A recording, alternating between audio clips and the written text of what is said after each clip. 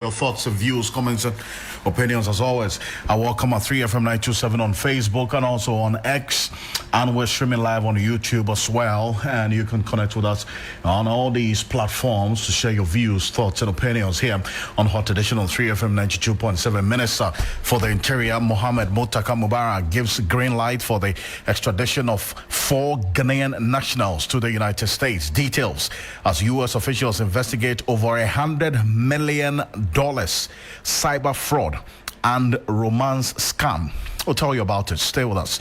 Also, former NPP presidential hopeful Boakye Agyarko criticizes the party's National Executive Committee decision to hold early flagbearer elections, warning of dire consequences for party unity and cohesion. Stay with us. We've got details for you here on Hot Edition. President John Dramani Mahama directs MMDCs to declare their assets by July 15 as Supreme Court Justice nominee Justice Amali Boba defends administrative sanctions against President Mahama's appointees who failed to declare their assets. All these, as well as what's been happening at the Appointments Committee of Parliament shortly here on Hot Edition on 3FM 92.7. Also, we've got business for you as producer price inflation falls sharply to 10.25% in May 2025, the lowest since November 2023.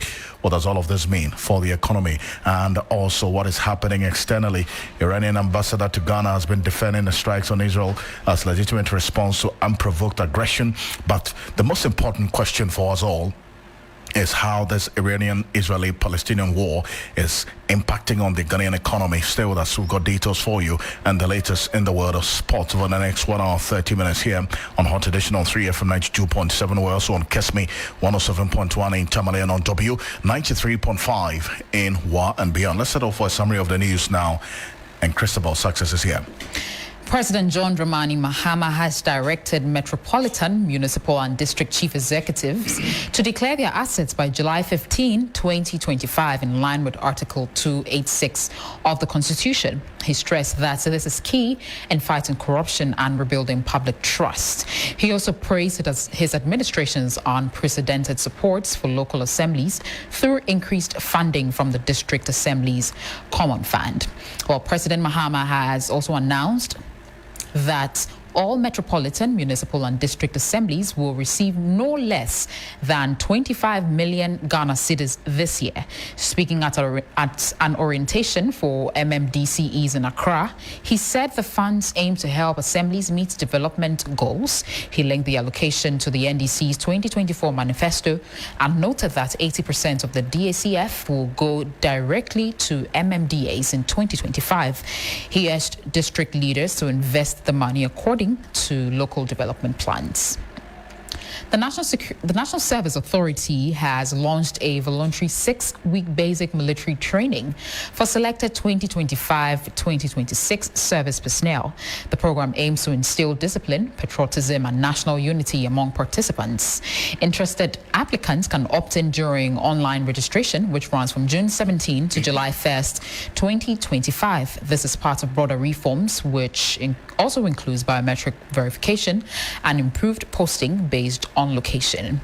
Supreme Court nominee Justice Hafisata Amali Boba has clarified that Ghana's laws on marital property distribution are based on fairness, not gender. Speaking at her vetting, she said Article 22 of the Constitution calls for equity in sharing assets acquired during marriage. Her comments addressed public concerns that the law favors women in divorce cases.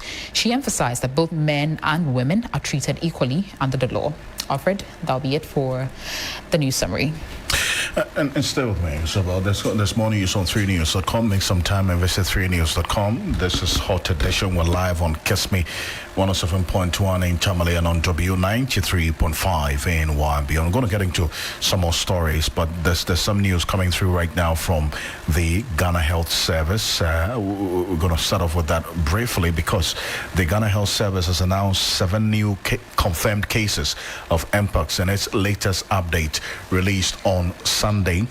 That's June 16, 2025, and updated today, June 18. Now, this brings the total number of confirmed Mpox cases in the country to 98 since the disease was first detected. Despite the new infections, Ghana Health Service reports that there have been no new deaths, with the total death toll still at 0. Additionally, there are no active hospital admissions related to Mpox as of the latest update. Mpox, formerly known as monkeypox, spreads mainly through close contact with infected individuals. Also, the Ghana Health Service continues to urge the public to observe personal hygiene and avoid close physical contact with suspected cases to curb the spread. Health authorities also reiterated their commitment to closely monitoring the situation and providing timely updates to keep the public informed. So if you go on our Facebook page at 3FM927, also 3news.com, we'll get some more details on this one from the Ghana Health Service. But let's get into stories. A number of you have been commenting for some time now, as 4 Ghanaian nationals have been arrested and are currently facing extradition to the United States in connection with a large-scale cyber fraud and romance scam. Now, the group is accused of stealing over $100 million from victims. Now, from what we're reading now, the extradition request issued by the United States Department of State and relayed through the United States Embassy in Accra follows a May 2023 indictment by the United States District Court for the Southern District of New York. The court charged the accused with conspiracy to commit wire fraud and money laundering in relation to a criminal enterprise operating from Ghana. Now, on June 16, the suspect, Isaac Odro Boateng, who has been described as the ringleader, Inusa Ahmed, Derek Van Yeboah, and Patrick Kwame Asari, were arrested and remanded by a magistrate court pending further investigations. Now, prosecutors allege that the group orchestrated large-scale cyber fraud targeting individuals and companies across the United States. The operations involved impersonating company officials via spoofed email accounts to trick victims into authorizing wire transfers. The syndicate allegedly used fake authorization letters bearing forged signatures to deceive victims into transferring hundreds of thousands of dollars into accounts under their control. Additionally, the group ran romance scams targeting individuals. On June 13, the U.S. Embassy formally submitted a request for the arrest and subsequent extradition.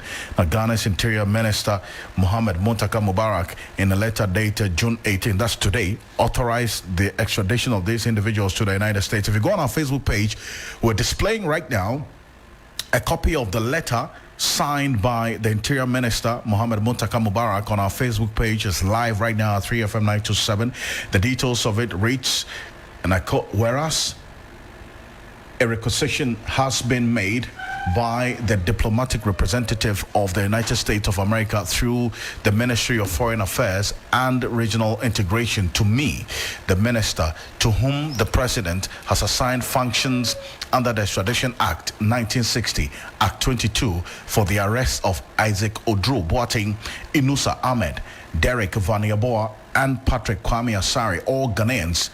And whereas the said Isaac Odro Boateng, Inusa Ahmed, Derek Van Yeboah, and Patrick Kwame Asari are suspected to be in Ghana. Now, therefore, in exercise of the powers conferred on the Minister for the Interior by Section 7.1 of the Extradition Act 1960, Act 22, the following order is hereby made. It is hereby significant and also signified that a requisition has been made to me as aforementioned, and also you are hereby requested in accordance with the provision of Section 7.1 of the Extradition Act 1960, Act 22, to issue a warrant for the apprehension of the said Isaac Odro Boateng, Inusa Ahmed, Derek Van Yeboah, and also Kwame Yeboah Asari, for all of which these present shall be sufficient authority. In testimony whereof, I have hereunder set my hand and seal, dated today, 18th and also Mohammed Mubarak, Member of Parliament, Minister for the Interior. And that's what you see captured in there. There are two letters, one dated the 18th of March 2025, and the others we are saying also giving details today. So that's information right now. That's this letter. If you go on our Facebook page and also at 3FM 927 on Facebook and on YouTube, you'll see what we've displayed in there. That's got a lot of you reacting to it now, because there's been some images of these four individuals has been put out there and have been identified as well.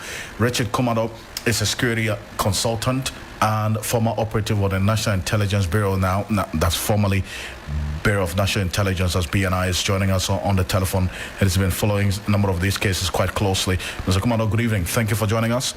You're welcome, Nene. Now, seeing the details of this extradition notice and the subsequent approval of the said extradition of these individuals is for Ghanaians by the Minister for the Interior, and they have been described as running a large-scale cyber fraud and romance scam. Now, how does this strike you, first of all? I was aware of the nature of the crime and some individuals behind it. What I wasn't aware is how quickly the U.S. government will pick them up, or affected persons across the globe who collaborate with our security agencies and pick them up. So when I heard the news, they have been placed officially on extradition and our Interior Minister has given a blessing to it, then it strikes me that the levels of the crime, some of us are aware, have gotten to a level where some international decisions will need to be taken. After the reason being that within the cyber crime space, identity theft is one of the huge ones, because that leads to indoctrinations and illegitimate activities using the identities of some other people. And there could be huge transactions within. And to the extent that they have added romance fraud, which is a new thing on the block, it affects a large number of people. And when they have mastered the extent of extortion, the volumes could be high. So once you mention high volume, I can attest to the fact that the volumes must be high. That is where our Interior Minister will want them to go anyway.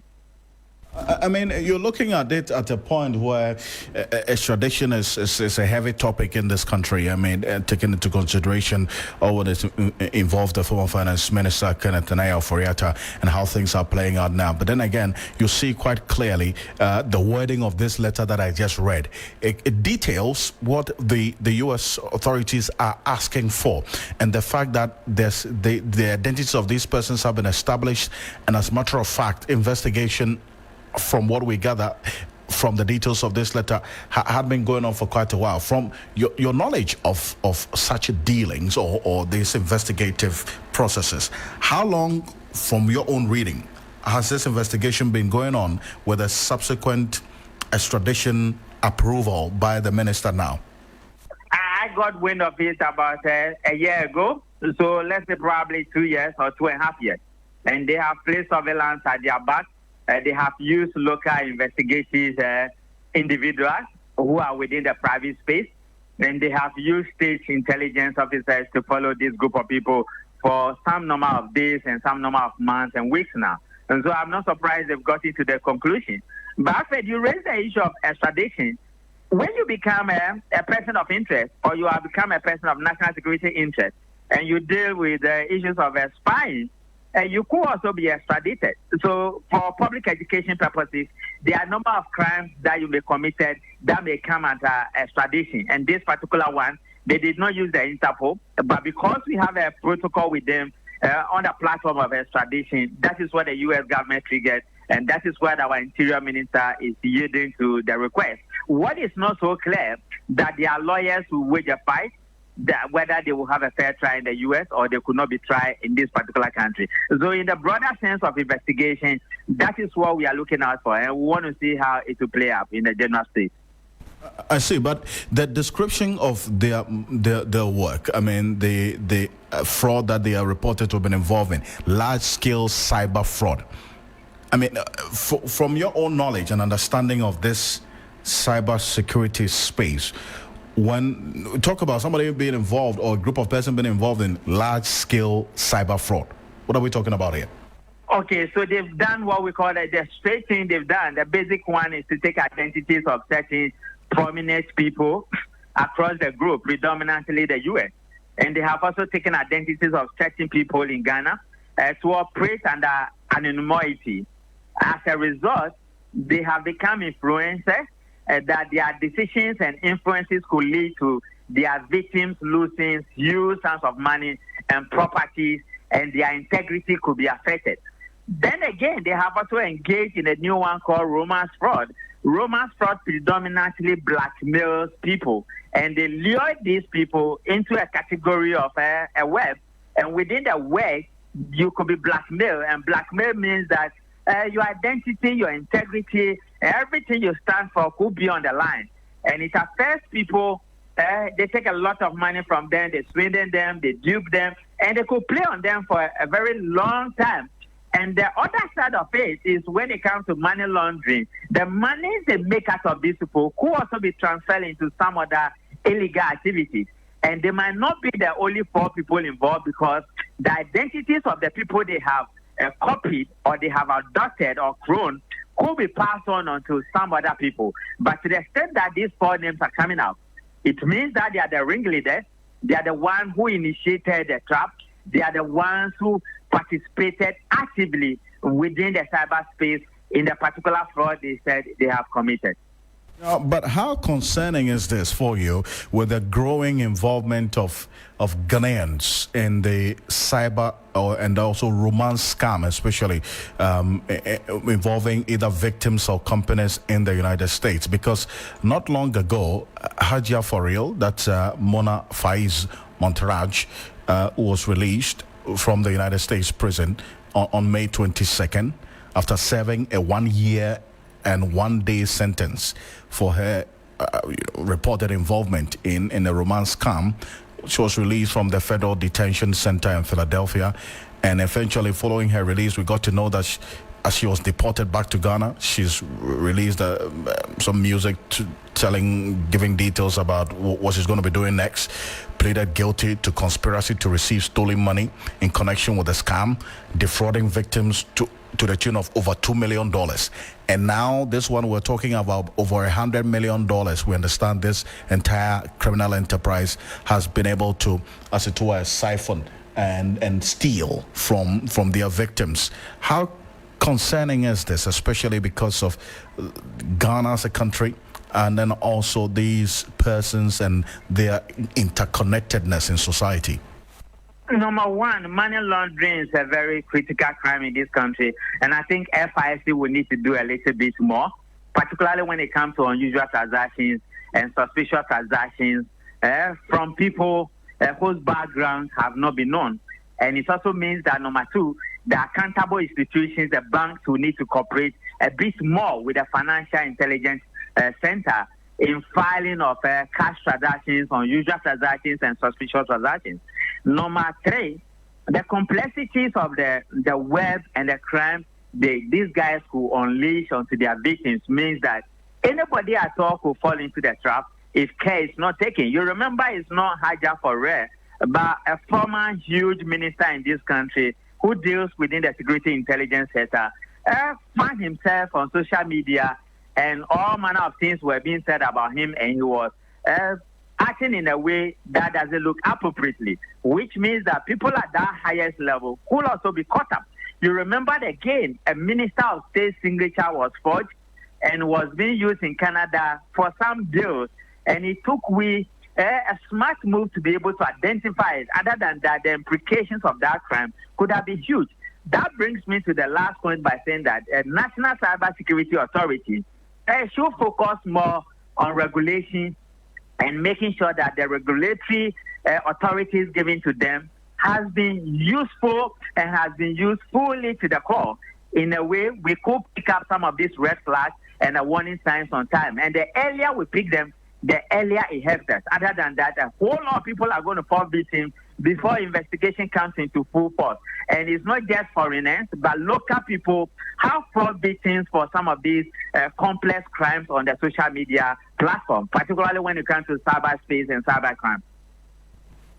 Mr. Commodore, appreciate your time on this analysis. Thank you. Thank you so much. As always, Richard Commodore, security consultant and also former operative of the Bureau of National Investigation, now the National Intelligence Bureau. Thank you so much for joining us here on Hot Edition on 3FM 92.7. We're also on Kesmi 107.1 in Tamale and on W 93.5 in Wa and beyond. So that's information that we have right now from the Interior Ministry, as 4 Ghanaian nationals have been arrested and are currently facing extradition to the United States in connection with a large-scale cyber fraud and romance scam syndicate. Now, the group is accused of stealing over $100 million from their victims, individuals, companies in the United States of America.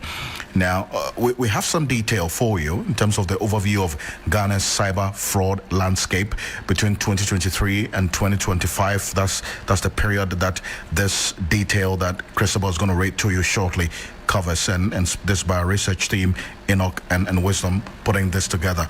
Christopher, what do we know? Well, Ghana has rapidly digitalized its economy, with internet use reaching 68.6% of the population by 2025. And this growth has been accompanied by strong cybersecurity reforms. That's Ghana's 2020 Cybersecurity Act, Act 1038, which was created, the Cybersecurity Authority, and CERT-GH. And recent policies, for example, the National Cybersecurity Policy 2024, designates critical infrastructure and mandates 24-hour incident reporting. Ththese measures earned Ghana a Tier 1 role model ranking in the 2024 ITU Global Cyber Security Index.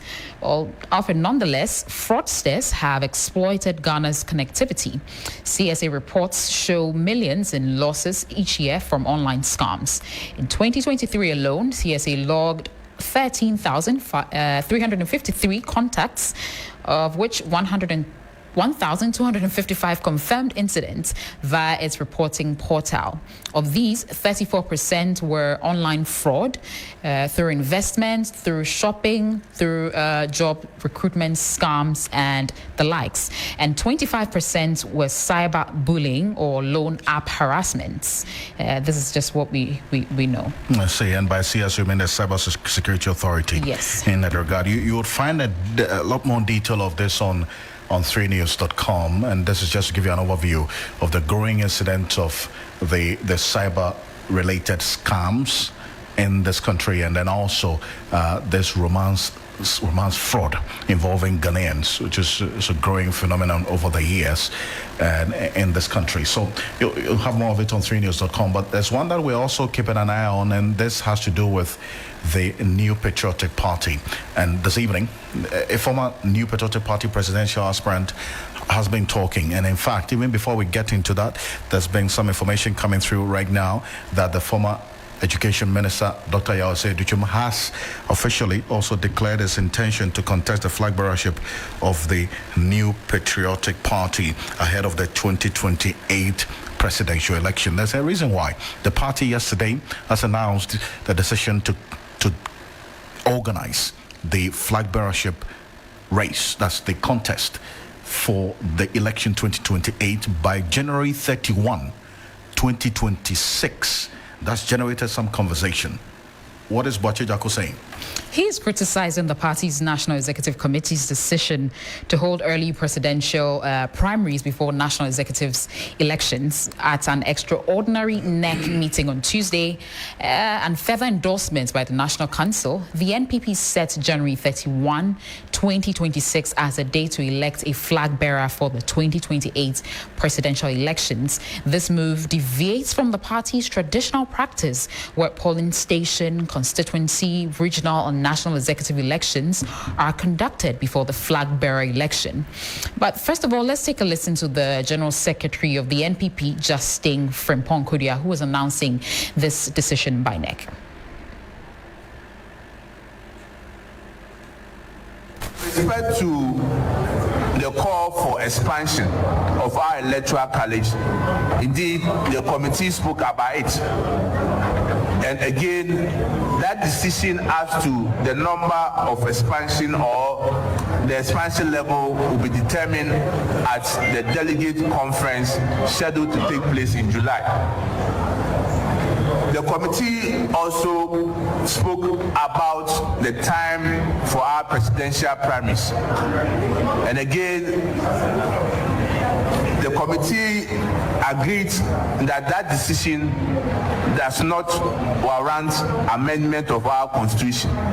But in light of the spirit and letter of Article 13 of the NPP constitution, that power is clothed with National Council to make that decision. And National Council today also made the decision that the date for our presidential primaries is set for January 31st, 2026. That will be the date that we shall hold our presidential primaries. Because there's going to be a proposal or motion for amendment for our constitution, a committee, or what we refer to as a planning committee, has been put in place by National Council to prepare and also implement directive that has been given to them for us to have a successful delegate conference to amend our constitution, the provision that has to be amended. A chairman for the committee is Honorable Joseph Osei Owusu. Well, so that's the General Secretary of the NPP, Justin Ponkodia there. Yes, that's him. And also the former New Patriotic Party presidential aspirant, Boakye Agyarko, who expressed surprise at the decision. He has described it as nonsense and suggested it might have been driven by greed. He argued that adopting a top-down approach contradicts the party's long-standing reorganization structure, which typically follows a bottom-up process. Take a listen. Idea partner Cynthia. Idea ye the fedi musi ye mutu musi trust.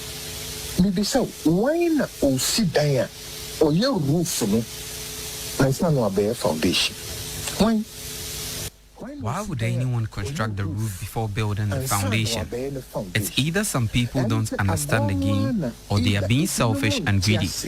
Why would you elect a flag bearer before electing your grassroots executives? If you understood the dynamics of campaigning, what is the point of electing your flag bearer at this time? There are 88,917 human settlements in Ghana. If you elect your flag bearer today and expect him to travel to engage Ghanaians in all these human settlements, he would need 10 years. So what is campaign to see? What's your campaign to see? Who could you flag bearer this time? There are 88,917 human settlements in Ghana. The woman say, when you flag bearer ne, say onchi oma pro any Ghana for kasa in all these community human settlements. Over here 10 years. And some go to near Yenina. But say over 210,000 executives. However, if you have 210,000 executives from polling stations like we have, they can cover the entire 88,917 human settlements within 2 weeks. As the party we are selling first and foremost, before the presidential candidate. And son, presidential candidate in there. There is no way one person can win an election for any political party. Every polling station. That was former New Patriotic Party presidential aspirant Boakye Agyarko speaking there.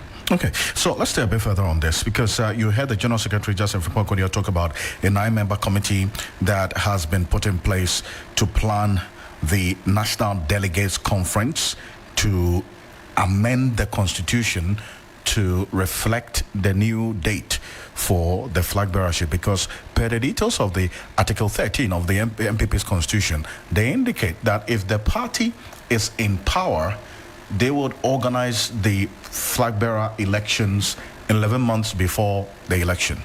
But then, if they are not in power, they'll do it 2 clear years before the election. All right. That's if they're in the position, because that's what the details of Article 13 of the NPP Constitution dictates.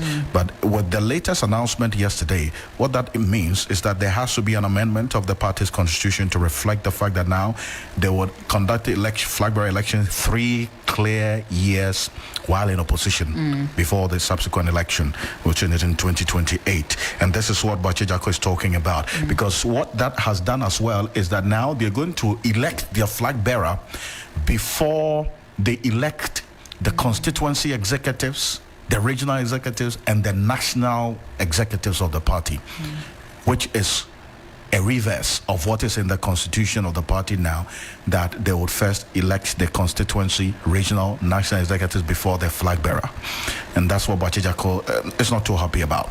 There's one person as well who's been speaking about this we'll get into shortly, but let me acknowledge the presence of Professor Samuel Edujemfi. He is a senior lecturer, Political Science Department, Kwame Nkrumah University of Sciences and Technology.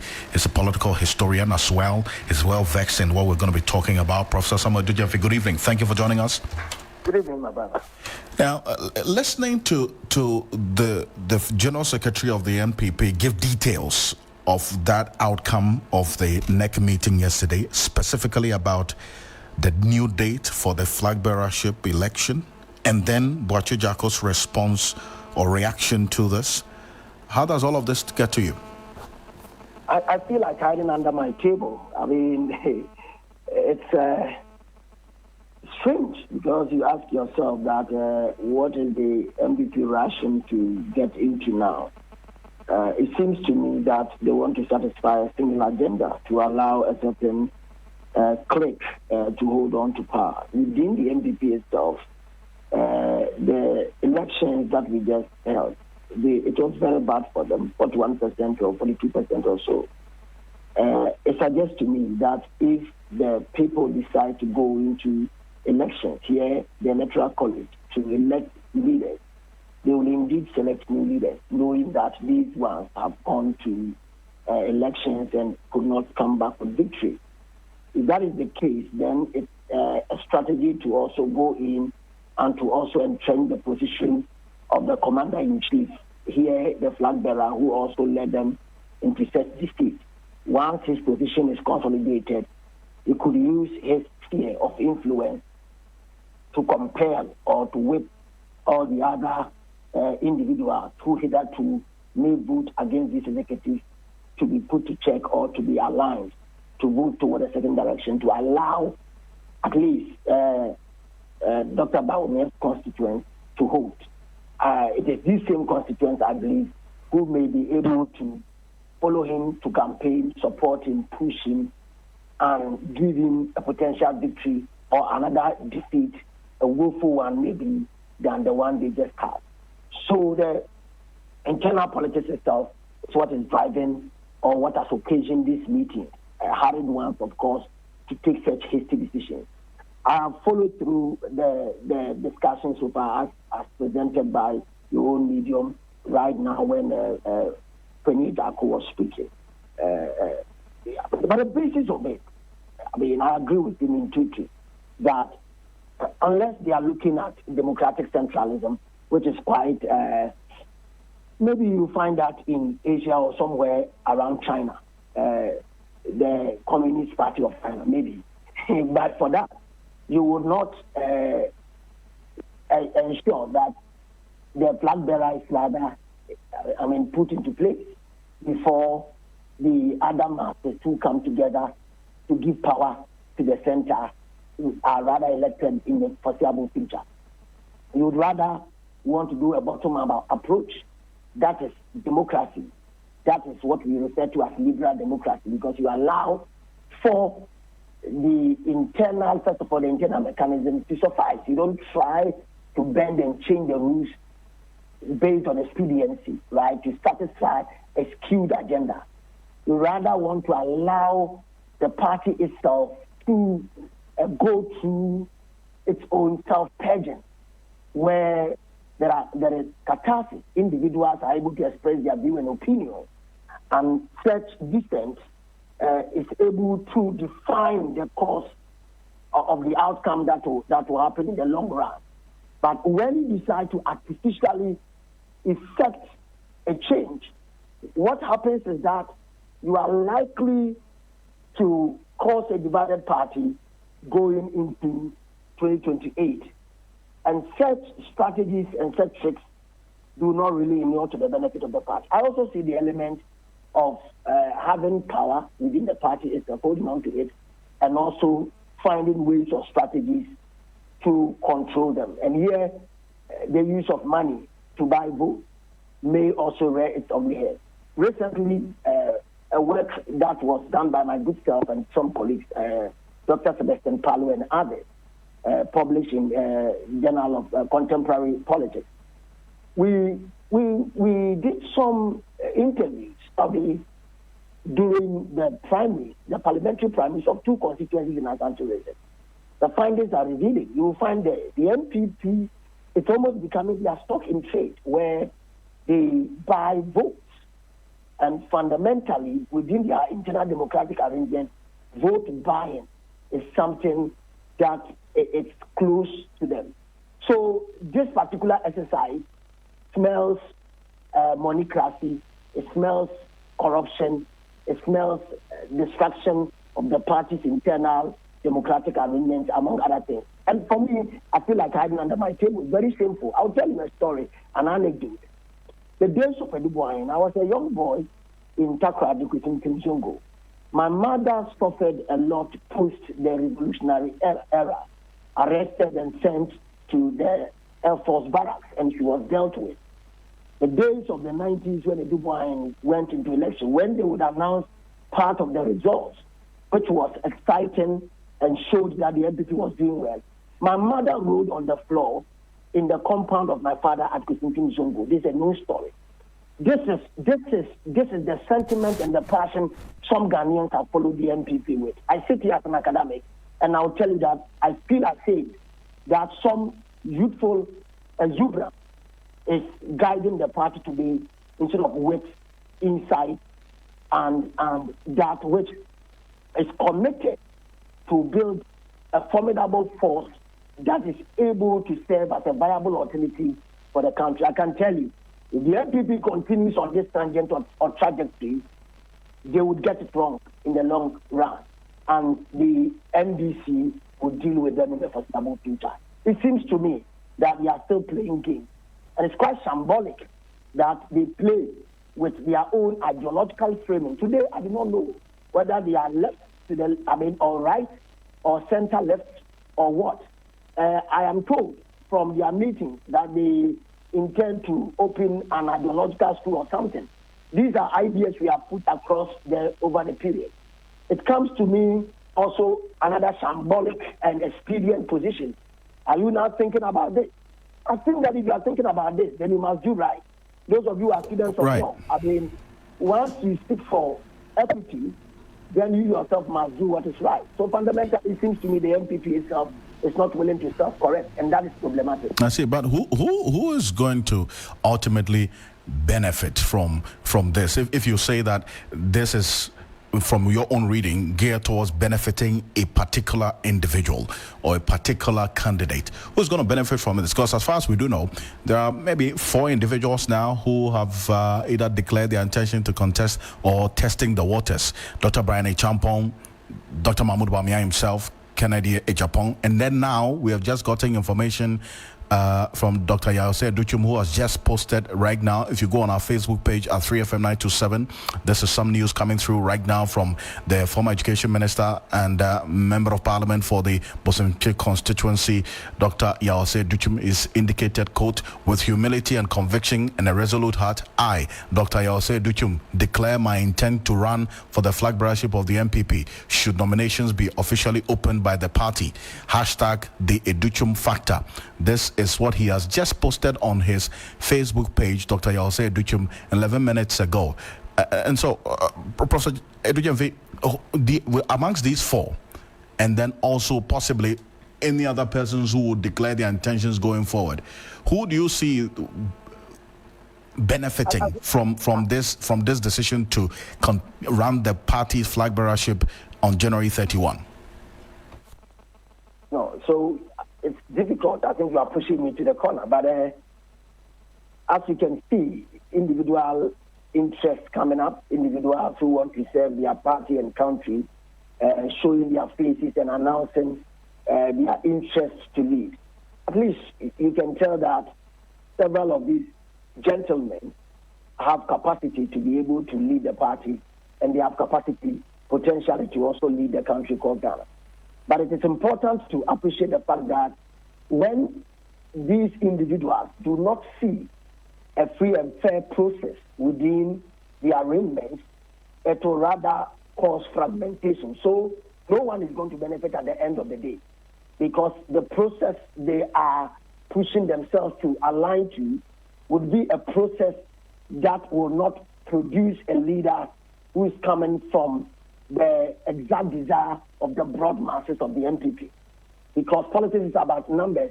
It is not only contingent upon the electoral college. It is not only based on the electoral college. It is also based on the broader masses of the NPP. And it's about numbers. These individuals have their own team in followership. You may want to test it with our Fanto and say that our Fanto's performance was a woeful one, Alan Kojo. But you know that Alan Kojo factor, for example, could have caused apathy against the NPP. And that in itself was detrimental to the cause of the NPP, even though it did not turn into a fortune for the Afro-Planto movement itself. So if such actors, such individuals who come to the table and have showed interest, go into such contest and they are not happy because of the fact that the democratic process of the NPP was not followed. Things were done hastily to satisfy a certain cause or interest, like I earlier alluded to. What is going to happen is that these individuals may stay back. And I can tell you, some of these individuals and actors are almost becoming indispensable within the party. And even if they decide to go as independent candidates, they can hurt the NPP. And these are things the actors therein today must reflect on and know that politics is about numbers. It's not only finding strategies, screwing the process to fit one person. If they are not careful to do what is right, nobody wins. The party will go into oblivion. That is the point I want to make on that score. But then again, also, that also are looking at the positives of this as well, that this could possibly anneal to the positively anneal to the party, because then if they elect their flag bearer by end of January next year, they will have some 3 clear years to, as it were, amend and address all of these fallouts and disagreements and disgruntled persons, as you have just pointed out. Yes, so the basis is that you are looking at 2 major key ingredients here. One, you perceive that the flag bearer has the kind of, if you like, strength, like the fulcrum who would turn the whole system around. But if, for that matter, they end up electing someone, the masses do not lie because of how it was skewed. How would that individual be able to bring the pieces together?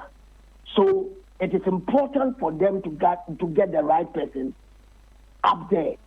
Again, the gentleman you interviewed talked about, or the gentleman whose tape was played talked about, you need those on the ground, the masses on the ground.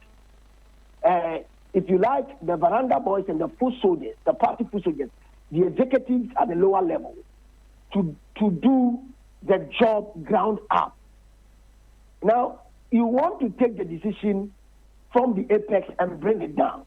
That is why I said that unless they are testing democratic centralism within the party.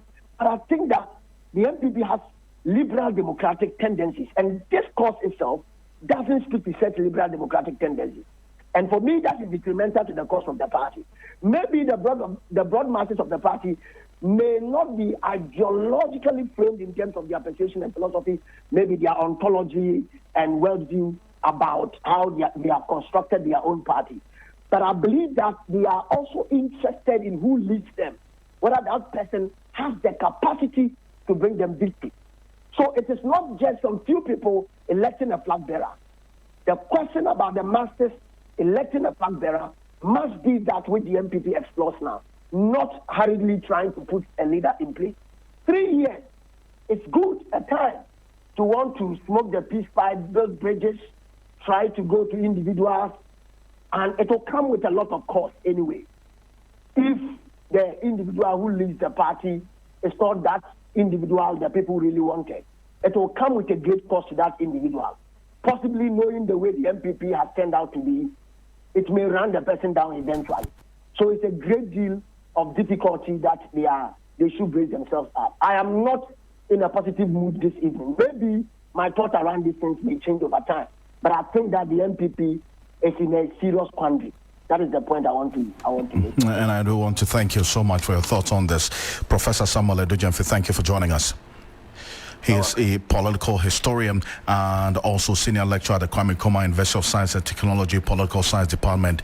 Professor Samuel Edujemfe there. Now, we have the details of this 9-member committee, which we just heard the General Secretary of the party indicate that has been constituted to spearhead the preparation for its upcoming National Delegates Conference. And this was announced at the party's National Executive Committee meeting held yesterday. The high-powered committee will be chaired, from what we do know now, by the First Deputy Speaker of Parliament, the former First Deputy Speaker of Parliament, Joseph Osei-Osu. But who are the other members? We have Vice Chairman Henry Nana Boakye, Dr. Charles Dramina, Haruna Mohammed, who is going to be the secretary. We have Honorable Jerry Ahmed Shaib. We have Salam Mustafa, Honorable Abina Osei Asari, also Divine Agohum Otu, and Hajia Safia Mohammed.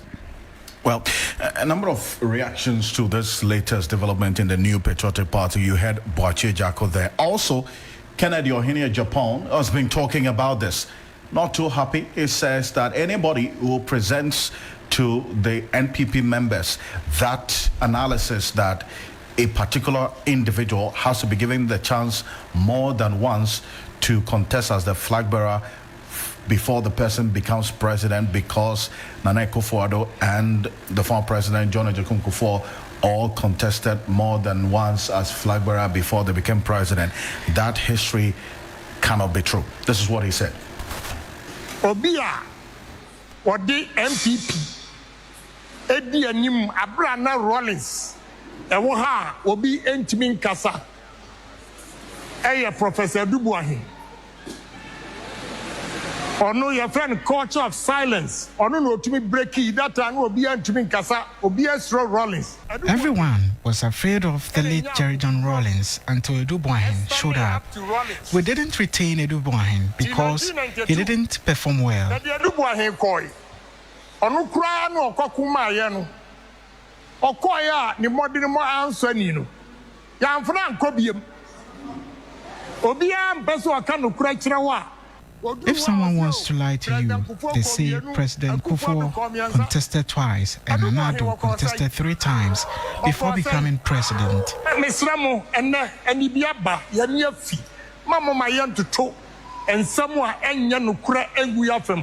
The performance of Kufuor and Akufo-Addo when they contested the elections as NPP flag bearers were impressive.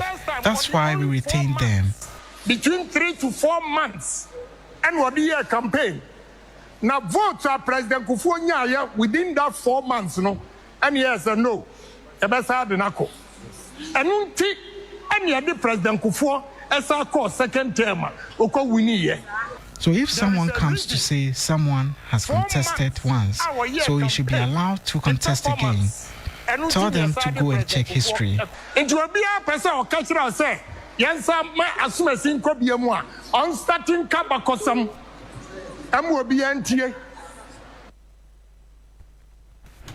So that's Kennedy Ohene Japan as well there. Clearly not too happy about this decision by also the National Executive Committee of the party. You heard earlier that that's Boakye Agyarko a one-time presidential that's the flag bearer hopeful for the NPP, also not too happy about this decision that was communicated yesterday. And this is one that we're keeping the steam on here on Hot Edition on 3FM 92.7. We're also on Kesmi 107.1 in Tamale and on W 93.5 in Wa and beyond. Your thoughts, views, comments, and opinions are welcome at 3FM 927. We'll read out to you and to the rest of the world. But there's some news coming through from the Education Minister. Yes, in a swift policy shift, the government of Ghana is partially removing the power of headmasters to manage school feeding in secondary schools. The buffer stock company will now supply grains to the schools, while the headmasters will continue to supply perishables. This decision comes after several Ghana Education Service reports revealed that students were being served poor quality meals. Speaking at the presidency, the Education Minister Haruna Idrisu says he has commissioned a nationwide audit food served in schools across the country. Ghana Education Service, together with CHAS, it was a pledge in the NDC manifesto to get this back to headmasters, bursars, and others to do it in order to keep the local economy going. But it appears that at many levels, the quantities and quality of the food is just not good enough. Government is considering a reversal of the policy, but at least for perishables and others up to 40% of that provision will still be provided by the Conference of Heads of Assisted Secondary School, whilst we get a rule for the Ghana buffer stock and then the Ghana Commodity Exchange to deal with grains and others. But for the present, what is important is timely, quality delivery of food. Since December, that is what we have done. I have at least almost through GS released more than $500 million to them. But we are not satisfied with the quality of the food they are sharing. And for one evening, I had to, I'm not necessarily a WhatsApp person, so the president had to ask me for my WhatsApp, so I'm now on WhatsApp. So I went getting some WhatsApp to receive a poor quality gari and palm nut served by a school. That is not acceptable. And in terms of quantities, I've even asked the internal auditor of the Ministry of Education to move around the country and give me an audit report. We are engaging with CHAS so that we share it. They will do perishables, then buffer stock and commodity exchange can do the grains in the right quantities. So we are negotiating and discussing it with CHAS. It is not necessarily our wish, but we have a duty to ensure timely, adequate availability of the food. Buffer stock is an entity which was set up. I should recall even me as Minister for Trade at the time playing a role to support them to grow. So they will still undertake some activity, but they will be working with CHAS. Whether you call it a U-turn or a reversal, those are your words. Thank you. Wish to reverse the decision. Not our wish at all. In fact, we decentralized. And as I became minister working with Director General and Free Senior High School, from December till yesterday, we have sent the money directly for them to do the procurement. We've so far 500 to 600 million have been released to them. At least I know 203 million, 208 million, another 100 million released to them. But we are not satisfied with the quantity and the quality of food. That is why we are re-engaging and we are repositioning to share in doing it. We are still at the consultative level, and where appropriate to reverse it, we'll reverse it. Thank you. Well, so that's Education Minister there. But before we go to the business news, let's bring you a quick recall of what happened at the Appointments Committee of Parliament during the vetting of Justice Hafizata Amaliboba earlier today. Yes, there was a tense exchange which erupted today during the vetting of the Supreme Court nominee, which was as a disagreement between the chairman of Parliament's Appointments Committee, Bernard Agyarko, and Minority Leader Alexander Appenyo-Marking in a full public view. The confrontation was sparked when Appenyo-Marking posed a question that Chairman Agyarko ruled as repetitive, insisting it had already been addressed. Interrupting the Minority Leader, Agyarko directed that the nominee should not respond, citing procedural grounds. A visibly irritated Appenyo-Marking pushed back forcefully. I know, I lived in La. That's why I'm asking. I know La very well. So which area? Is it the trade fair area, La Wireless, or where the South La, Nyaniba Estate area? No. It's not. It's within La proper. Yes, it's within La proper. Very well. One microphone should be off. Honourable members, I'm inclined to overrule this particular question. What we should do in vetting the judges are governed by law. Which political polling station they cast their votes, I don't think on grounds of relevance is not required.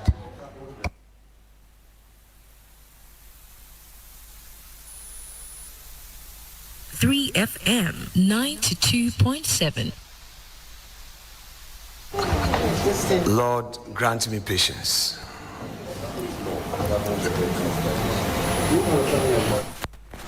You're still live on Hot Edition on 3FM 92.7. We'll be back after this quick break with business news with Michael Obodu.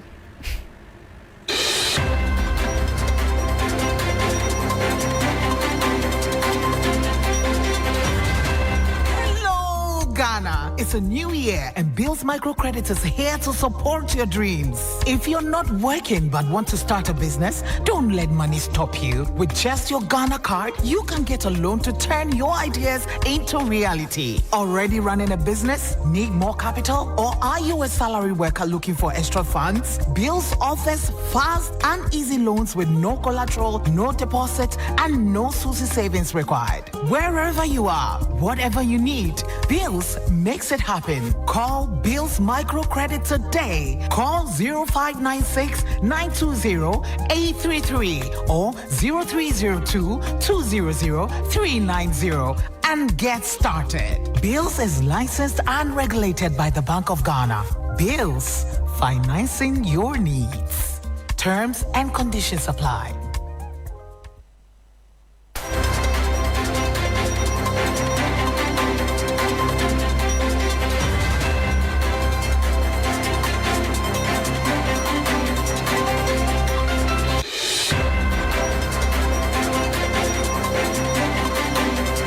Well, hello there. Good evening and welcome to the business segment here on Hot Edition. Coming up tonight, Fitch predicts Ghana's inflation to drop significantly to 10% in 2026, paving way for monetary easing.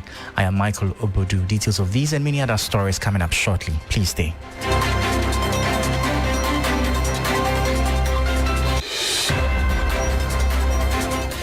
We bring you details of our top stories now. An international ratings agency, Fitch, has provided an optimistic outlook for Ghana's economy, projecting a substantial reduction in the country's inflation rates to an average of 15% in 2025 and further declining to 10% in 2026. This forecast represents a marked improvement from the estimated 23% average inflation in 2024. There's more in this report. Latest economic assessment, this positive trajectory is primarily driven by a sharp appreciation of the cedi since April 2025, coupled with sustained monetary tightening by the Bank of Ghana and ongoing fiscal consolidation efforts by the government. The agency noted that while the full impact of the cedi's appreciation is still unfolding, it is expected to rapidly contribute to a moderation in domestic inflation, also aided by lower global oil and food prices. In a significant development, Fitch anticipates that the Bank of Ghana will likely commence monetary policy easing in July 2025. This signals a potential shift from the current stringent policy stance as inflationary pressures continue to recede. Ghana's year-on-year inflation for May 2025 dropped to 18.4%, marking the fifth consecutive monthly decline and the lowest level since February 2022. This fall in consumer prices has been largely attributed to reductions in transport fares, a direct consequence of sustained cuts in fuel prices and a deceleration in non-food inflation. And that was a 3 Business News Desk report. Away from that, the Ghana Chamber of Construction Industry has welcomed the government's decision to deploy District Road Improvement Program DRIP machinery for the construction of farm roads across the country, saying it would significantly help reduce food inflation. The DRIP initiative, introduced by the previous administration, was designed to equip metropolitan, municipal and district assemblies with the tools and resources to improve local road infrastructure. Speaking to 3 Business, Chief Executive of the Chamber, Emmanuel Cherry, said redirecting the equipment to support agriculture is a step in the right direction, noting that poor road networks remain a major challenge for the sector. Today, food inflation is in ascendancy, and as a result of the bad road natures that we normally have from our farm gates to the various markets. So if the roads are very motorable, a lot of cars will go in there to cut the food to the various marketplaces, and then it will reduce the prices of the food within the various markets. Food inflation will drop drastically. And at the same time, if food inflation drops, it will at least makes the living condition of the populace or the citizens becomes very lively, because you and I know that most of salaries that workers normally get today is nothing to write home about. And the food takes almost 60-70% out of those particular money. So if the food prices drops, automatically salaries will be realized in the pocket of the people. People will begin to live good, and then they'll eat good food, eat good fruits, eat good vegetables, and then live healthy, and then work for the developmental agenda of the entire economy. Emmanuel Cherry is the CEO of the Ghana Chamber of Construction Industry. Now, Governor of the Bank of Ghana, Dr. Johnson Esiama, has issued a compelling call on the country's banks and financial service providers, urging them to proactively expand access to inclusive financial products, particularly for underserved communities. His remarks came during the Ghana Association of Banks Industry Thought Leadership event in Accra, themed Banking the Last Mile, an industry-led strategy for accelerating digital finance. This report has the details. The governor of the central bank, Dr. Johnson Esiama, highlighted the transformation sweeping Ghana's digital finance landscape, noting that mobile money platforms now process over 97% digital transaction volumes and 72% of transaction value. In stark contrast, bank-led digital channels account for less than 1% of transaction volumes. According to the governor, this divergence is not merely statistical, it is structural, emphasizing that fintechs and telcos are increasingly shaping financial access and consumer behavior. Dr. Siama stressed that banks must reimagine their role within a digitally fragmented environment. The governor revealed that over 4 million Ghanaians have accessed unsecured mobile loans, a service area where traditional financial institutions have been largely absent. This, he noted, underscores a growing disconnect between conventional banking systems and evolving consumer needs. Dr. Johnson Esiama underscored that banking the last mile is no longer just a moral or developmental obligation, but a strategic necessity for the long-term relevance of the banking industry in an increasingly digitized economy. While acknowledging Ghana's robust digital financial infrastructure, including over 24.2 million active mobile money accounts and supportive regulatory frameworks, Dr. Siama cautioned that the next phase of transformation must shift from mere access to real value and from connectivity to meaningful capability.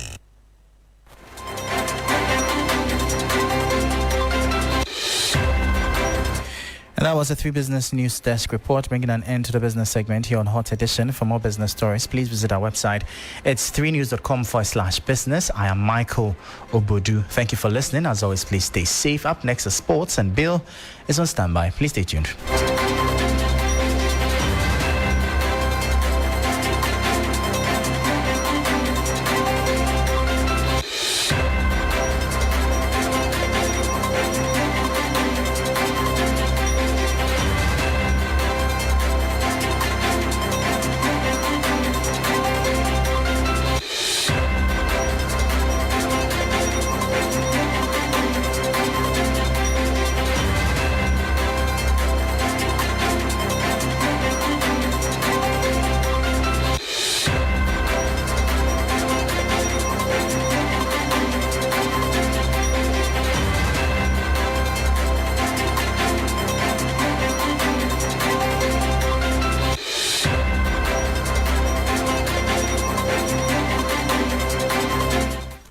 Hello there, good evening and welcome to the sports segment here on the 3FM Hot Edition. My name is Bill Ishen.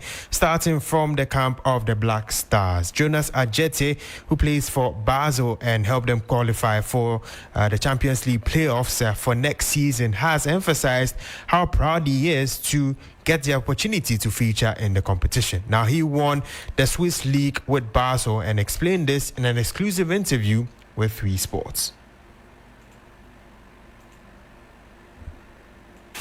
The last time your team managed to reach the group stage of the Champions League was in the 2017-18 season. For you personally, I believe you've watched the competition a number of times. What does it feel like for you getting the opportunity to possibly reach that particular level in the Champions League? For me, it's a great honor to play a Champions League. And then we play playoff. I'm just playing everything goes somewhere and then we can fit into, because we have to play a playoff and then we shoot in the slot. That is given to both teams. So I just pray we get the win and then we can fit in. That's all. But for me to play for Champions League, it's a very great honor.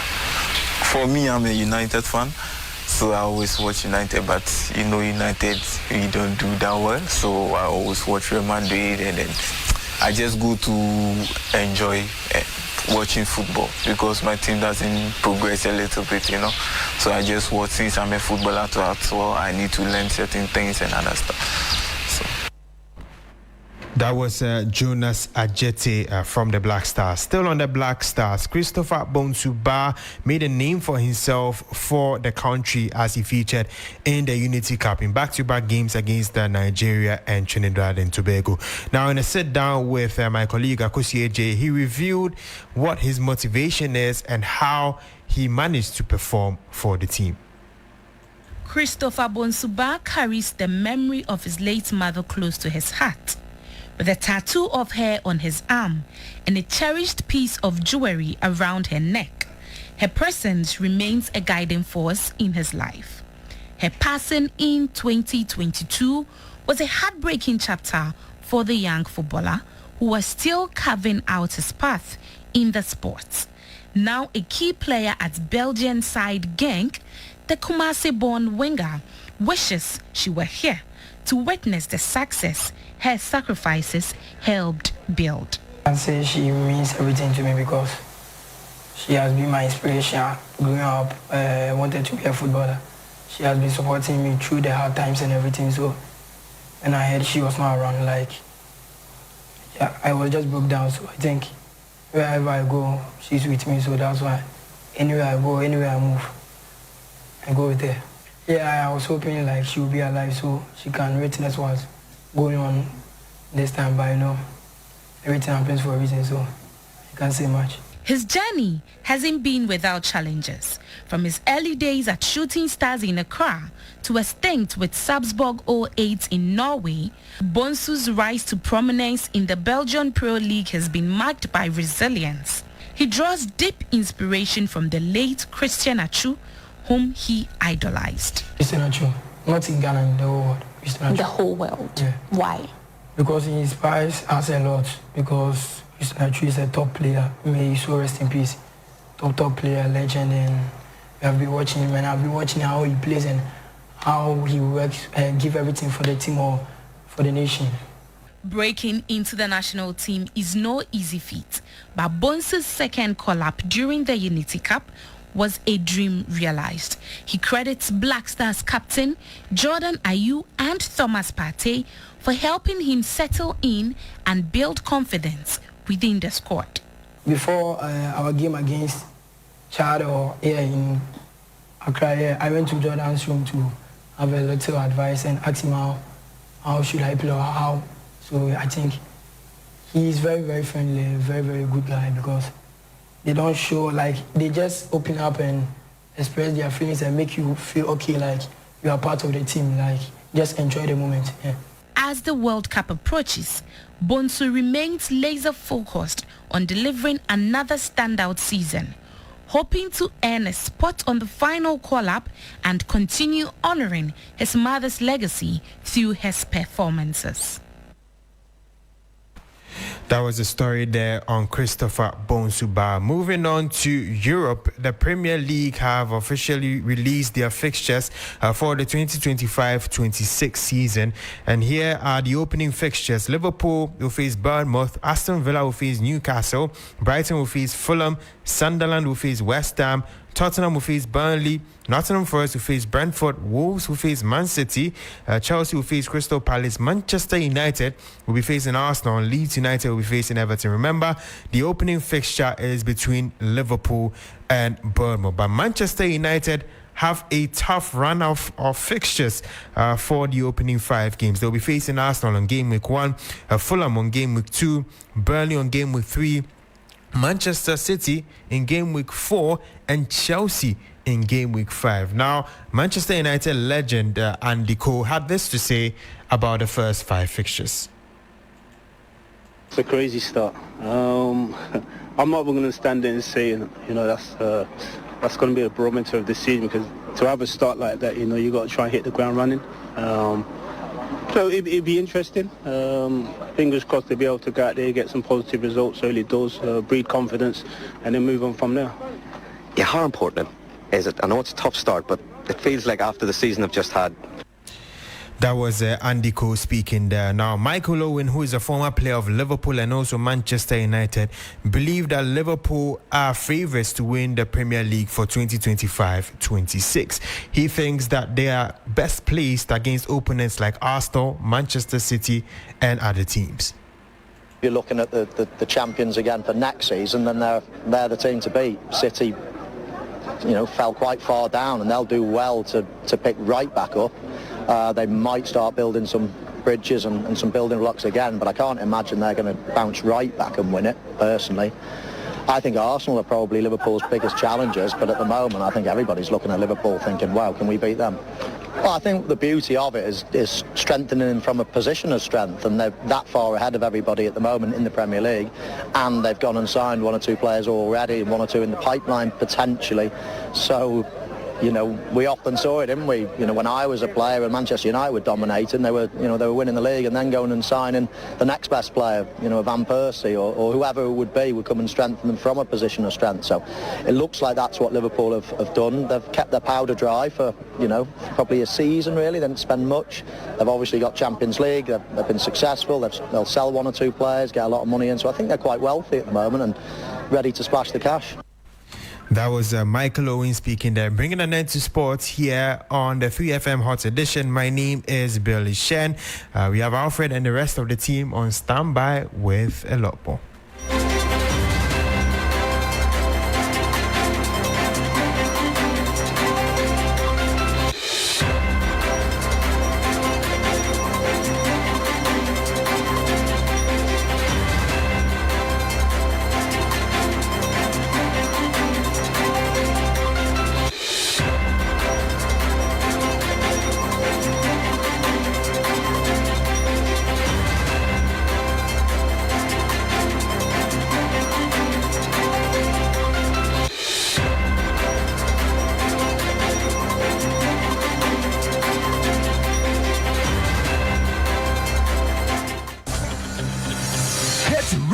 Ghana, the road is calling.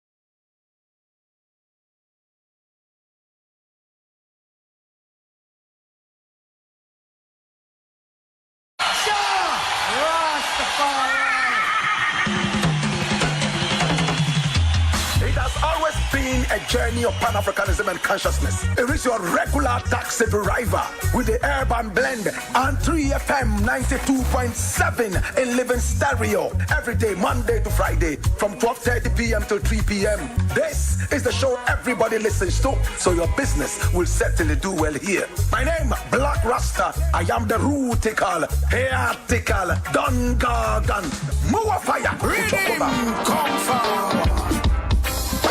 Atinga ya chika fankare, Azure ya chika fankare, Abama ta chika fankare.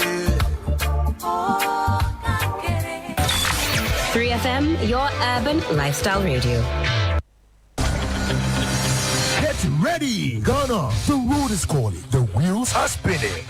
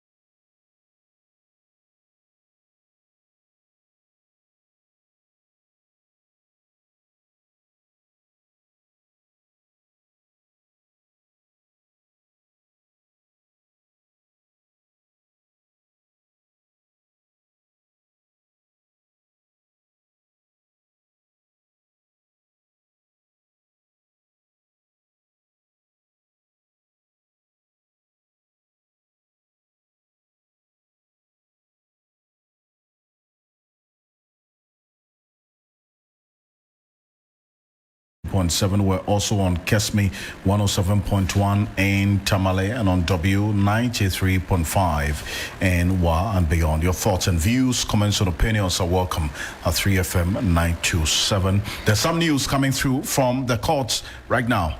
Yes, the Human Rights Court has dismissed an application by former Finance Minister Ken Ofori-Atta seeking to prevent the Office of the Special Prosecutor from declaring him a wanted person ahead of his scheduled appearance on June 2, 2025. The court ruled that his claims of rights violations did not meet the legal threshold for an injunction and noted that any reputational harm could be remedied through damages. Mr. Ofori-Atta, under investigation for alleged corruption during his tenure, had requested the court to restrain the OSP from 1, issuing a public wanted notice against him, 2, circulating his image or personal details online, and 3, declaring him a fugitive without judicial approval. The OSP had initially declared him a fugitive on 12 February 2025 after he failed to appear for questioning, citing his absence as obstructive to investigations, though the OSP temporarily removed his name from the wanted list on February 18, 2025, following assurances of his return. It redeclared him a fugitive in June after he missed another deadline, prompting the Interpol red notice and extradition proceedings. Well, these are his reliefs in his application.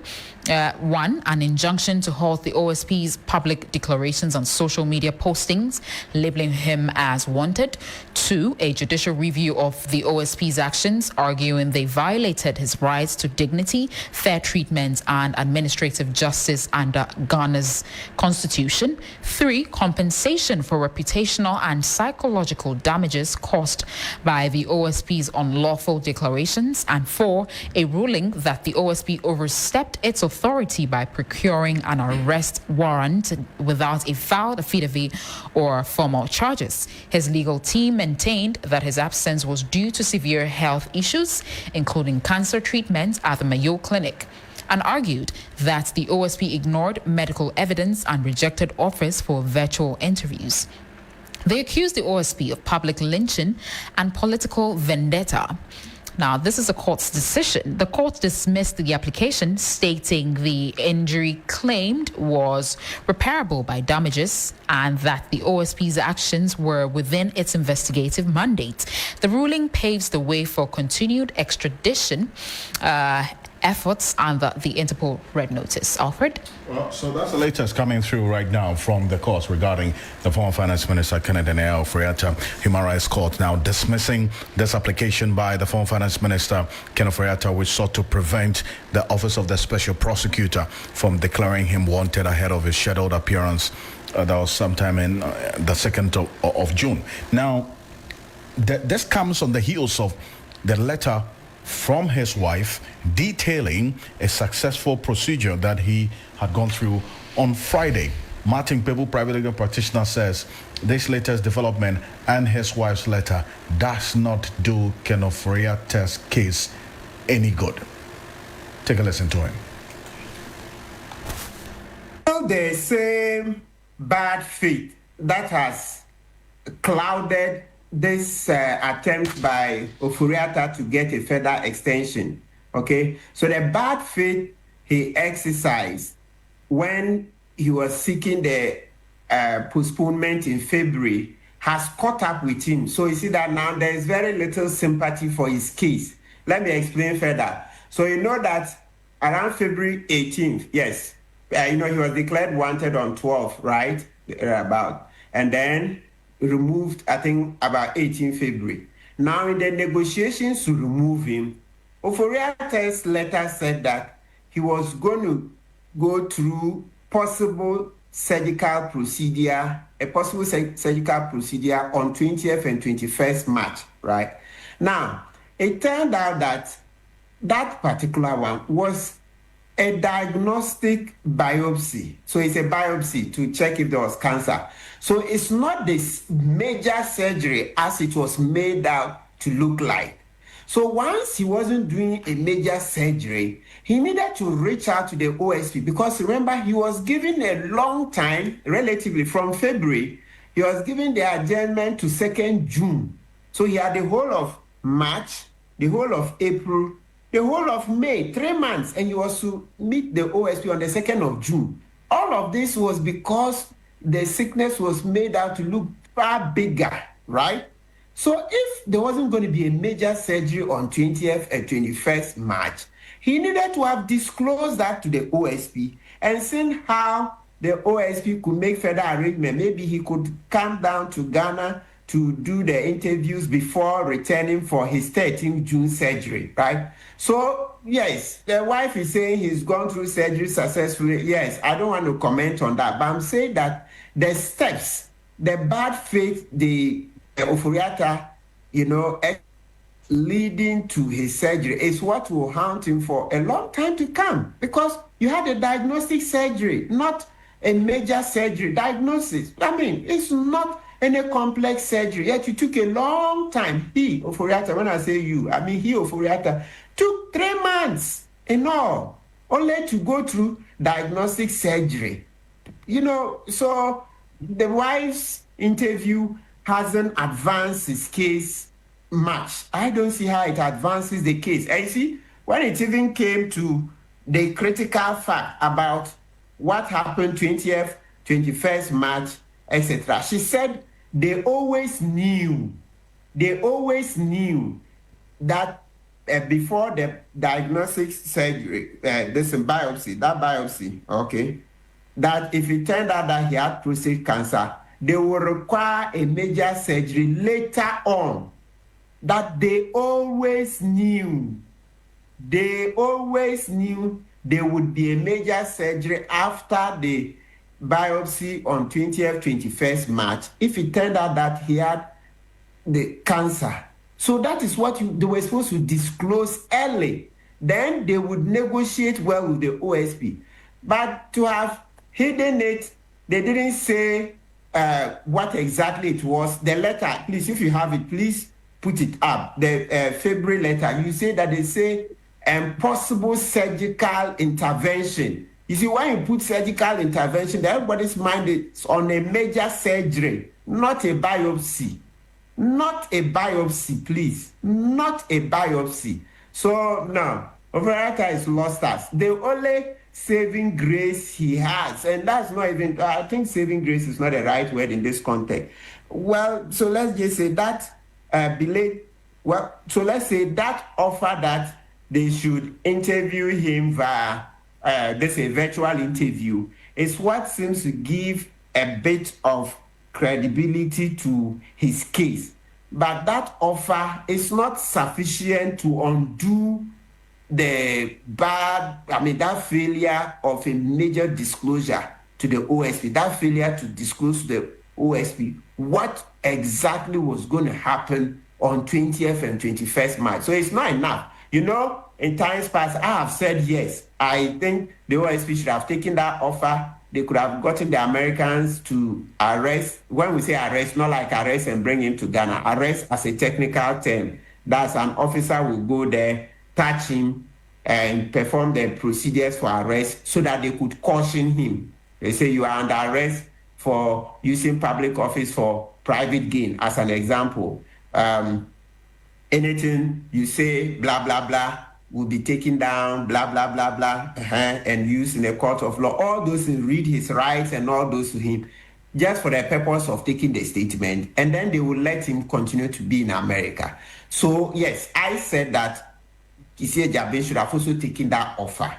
But the fact that he didn't take that offer is not an excuse for what Ofori-Atta did. Failure to disclose what exactly he was going to do on 20th and 21st March, the way they said it was going to be possible surgery. And the surgery in this context, please, my emphasis is on the word context. In this context, it meant a major surgery, big one.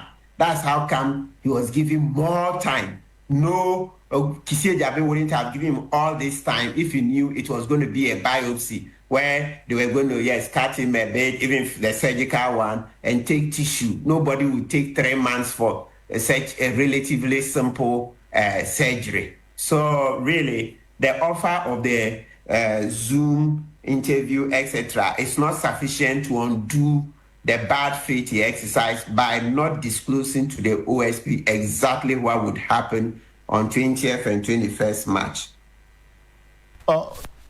As Martin Pebo is private legal practitioner there, let's go into some of stories finally before we go. The president has been talking about the MMDCs. He has issued a firm directive to all metropolitan, municipal and district chief executives to comply with Article 286 of the 1992 Constitution by declaring their assets by July 15, 2025, that is almost 1 month from now, or face sanctions. Since his assuming office in January 2025, Mr. Mahama has insisted that all his appointees adhere strictly to this mandate, and defaulters have already faced sanctions. Well, there's more news on 3news.com. Make some time and visit 3news.com. And thank you for staying with us here on the Hot Edition. Join me at 10 p.m. on TV3 for Ghana Tonight. My name is Alfred Ocansey. I'm Christabel Success Trevor.